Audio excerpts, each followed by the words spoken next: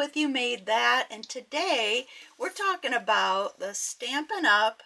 Stamparatus. And is it worth it? Is it really a good tool for stamping?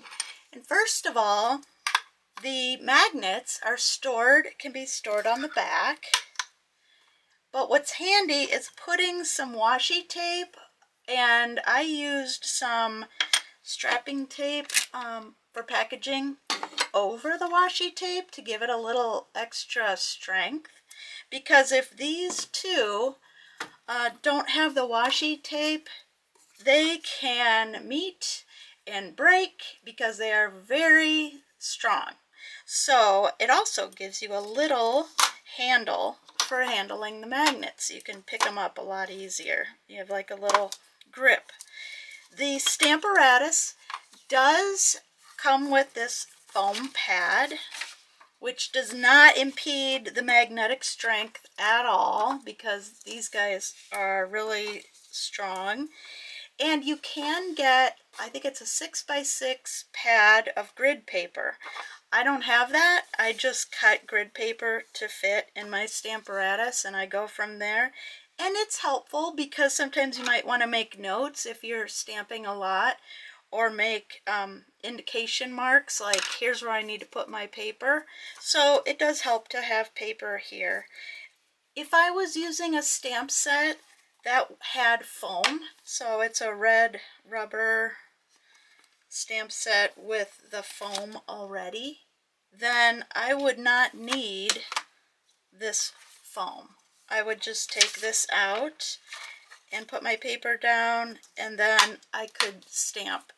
But today I am going to use this much loved, it's already stained, but that's okay, stamp set, and it's clear. So it has no little foam already. So we will be using this like that. The Stamparatus is unique in that it has two doors, two hinges. And why do we need two hinges? Well, sometimes we don't, but sometimes we do. And I'm going to show you what you can use those for.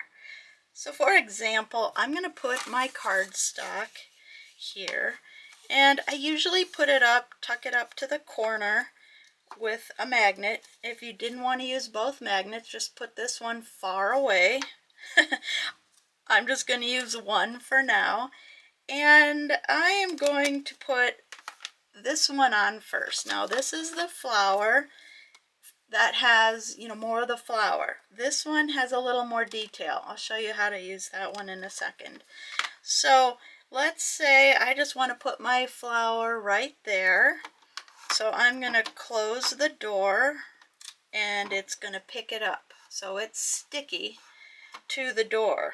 And then I take my ink cube. I could use this one, but I made my own. So I'm going to use fresh freesia, and I'm going to stamp it all over. And what the Stamparatus ensures is a good impression on your paper. It's kind of like a little safety net. So I'm stamping and I'm pressing, and I lift it up and I say, oh no, I didn't press that. Now with an acrylic block, you could line it up again. I don't have a lot of success with that. I usually have a hard time with that. But because the paper hasn't moved, the stamp hasn't moved, I get another shot. So I'm going to ink it all up again. And I'm going to press, making sure I get that spot that I missed last time. And look at that. It's better. Okay, so it's fresh freesia, which is a light color. I want more. I want more color, more definition. So I'm going to stamp it a third time, which is really easy to do with this. I'm also using an ink cube. Ink cubes can be nice with the Stamparatus because you don't get a lot of ink like on the edges like you could with a full-size ink pad. But you can totally use whatever you have, and a full-size ink pad is not bad at all. I prefer to use cubes, but that's just me. Well, look at that. I could even say, Do I like that? You know what? I'm going to go one more time, and I put it up in the corner. I can ink it again to get an even darker fresh freesia, and I know that it's going to be perfectly lined up on my paper. Look at that. I love that about the Stamparatus. It just helps us get good stamping. So let's say we want to make like 20 birthday cards and we want to use these stamps. So we're going to always put our cardstock in the corner, and this one is not going to move. We're going to know exactly where it's going to stamp on the paper. So every time I stamp this flower, I'm going to take my next sheet of cardstock and I'm going to put it in that corner, ink up my stamp, and I know it's going to be in the same spot. So all 20 of my birthday cards are going to look exactly the same, which can be great for your stash. Those are the things I usually end up mailing out the most. Okay, so what is this other acrylic door for? It's for this. So I'm going to take this second stamp. It's got a little more detail of the flower, and I'm going to line it up on my paper right on top of the other impression. I needed to get right over the top of the stamp in order to line it up. And they give you a wiggle room, and it's an artsy kind of feel for the stamp anyway. It's called Art Gallery. So, you know, there's a little leeway. It doesn't have to be perfect.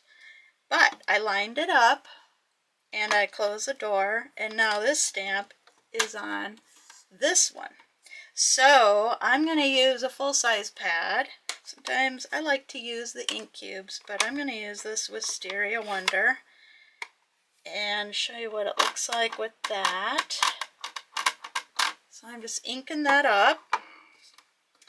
I close the door, press, and there's a little ink on the door. That's okay. It's not going to show up on my paper. That's just what happens when you use a full-size pad. It's easy to get it on the door. Ooh, look at that. So look at that definition. So now we would leave the stamps where they are, and we can go into mass production here. This is great for Christmas cards and any cards, actually. You'd ink up this one with the fresh freesia. You'd place it down, and you ink up this one with the Wisteria Wonder, and you stamp that, and you set them off to the side, and you just keep going, putting your paper in where you want it. And if I wanted to, that purple isn't dark enough, I really want a darker, I feel secure that when this is up to the corners, I'm gonna get it in the same place because my stamp has not changed. So that is one way to use the two doors. I'm going to pull out Beautiful Friendship because it's fun to mix and match stamps, and I like this one for the greenery. I'm just going to put some leaves down here. I usually have them stored here, but I think it was too full or something. I don't know. I put them off to the side. Yeah, good point. Don't stamp it with this side up or you're going to end up getting a big blob. Don't do what I just did. Okay, so stamp it so that the leaves are going to actually be stamping the paper. So I place those in place. Push my door down. These aren't as well loved. Did you see how my paper came up with that? I'm going to put my other magnet here. So they're really sticky and it just pulled my paper up. So that's what two magnets are for. So I'm going to put those there, and then I'm going to use this sentiment Birthdays Are the Best Days. Here it is. Boy, I don't even think I've used this one. Nope, brand new. But that's a great sentiment. Alright, and now I'm going to place this off to the side. And there are guides etched into both of these these doors. So that can help with placement. And actually, my leaf is in the way, so I'm going to move that. I want my sentiment here, and I want this leaf here. All right, but I want the leaves, because I'm going to stamp those with green on the same door. And I'm going to put my sentiment down here in black. I'm just looking, trying to line it up as best I can. I'm not going to put my head down here and make sure the lines are lined up, but you could do that because that's what the grids are for. So now I'm going to pull my, here it is, Shaded Spruce, and stamp these leaves, ink up these leaves.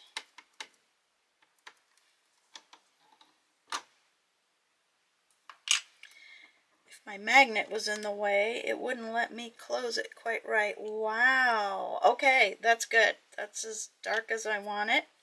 And then I'm going to ink my sentiment. Let me move this down with my VersaFine Onyx Black ink, because it stamps nice, crisp sentiments.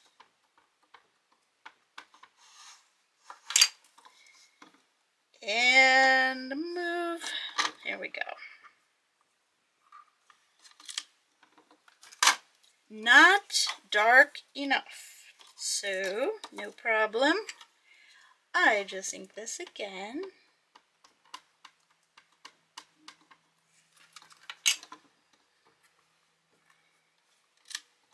And there we go.